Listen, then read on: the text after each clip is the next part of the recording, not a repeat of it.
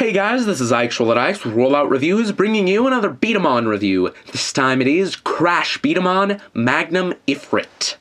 We'll set all of this off to the side and take a look at the packaging. You have a picture of Magnum Ifrit there. Its user in the anime, Hito.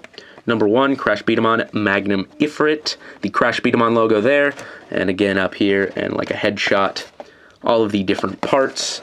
Again, all of the different parts there. A couple shots of it, how to load it, how to fire it. Shows off the Crash game there, where you can try to knock down your opponent's Crash tower before they knock yours down.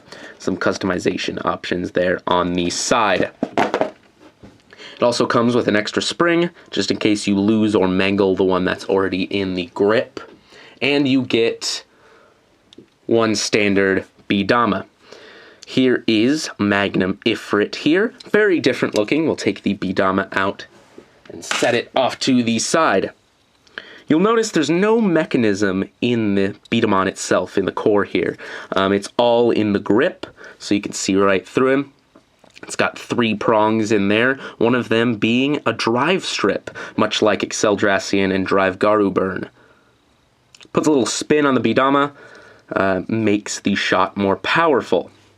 Got some nice little details here on the foot, like rails, and they're very, very long feet.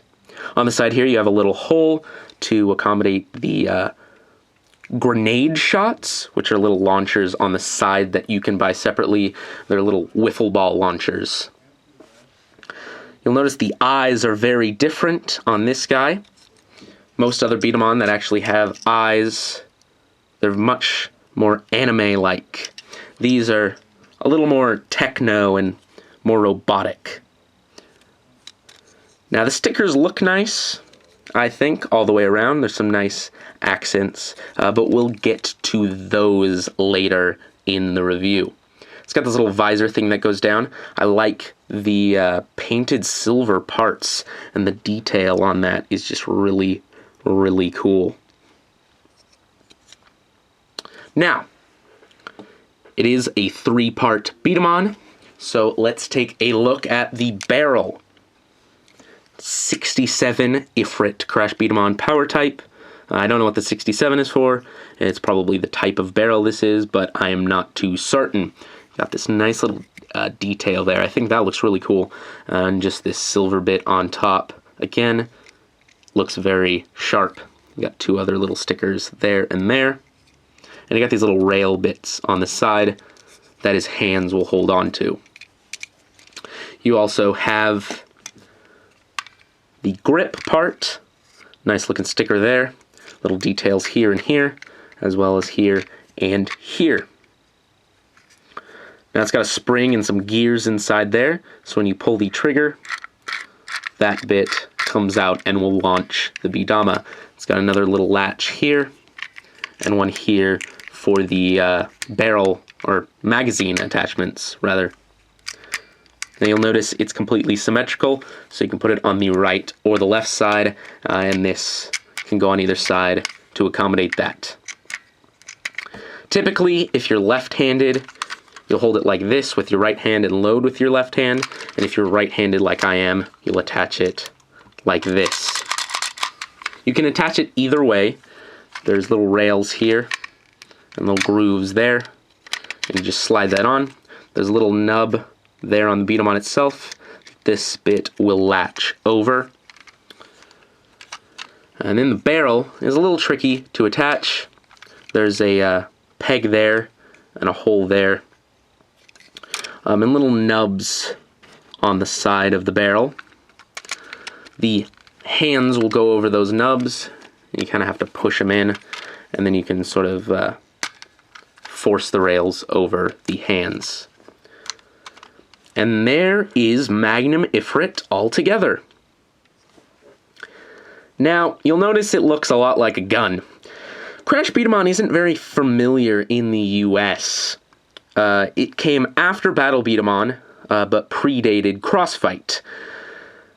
It didn't do very well in Japan because the B-Daman just looked too much like guns, and it never was brought to the US for the same reason. I also think it had something to do with the fact that Battle B-Daman just wasn't that popular in the US, so they decided not to bring any of the other toys over. But all of the gear, there's one magazine that looks like a rifle magazine, and they were just too gun-like, I think, for kids. But it does look very cool, and it does look very interesting. Instead of the trigger that you launch like that, instead it's a little gun trigger, and you shoot it from the side. It can hold up to 4 B-Dama without a magazine on this little ramp here. Just like that. And you just pull the trigger,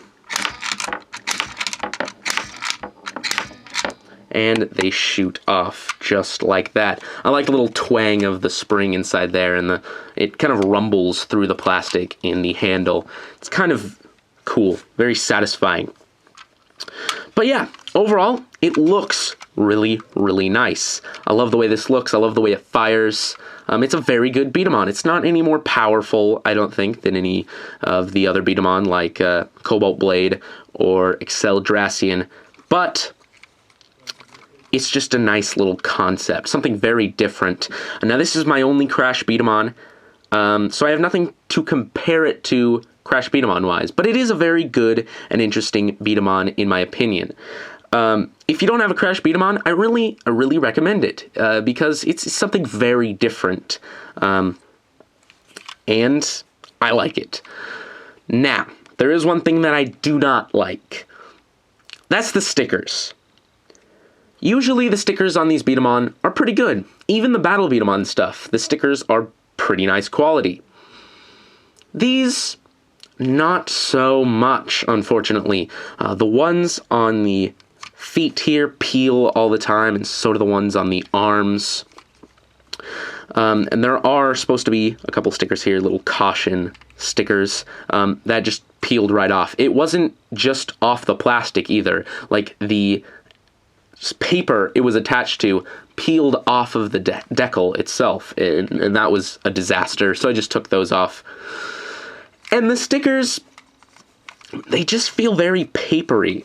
They're not that quality, at least on mine. I don't know if this will vary. I can't imagine how it would. But the stickers, they just, for some reason, they don't feel as quality.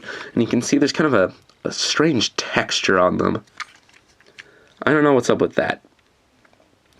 I am likely going to strip the stickers off of this guy afterwards. I do not put the stickers on my Battle B-Daman, mainly just because most of my Battle B-Daman from when I was younger, I didn't put the stickers on, and I've lost the sticker sheets, so I generally don't put them on at all. I did put a set on one of my Cobalt Blades, just for nostalgia reasons, but here's one without, and I mean, that looks fine if you're just going to play with it.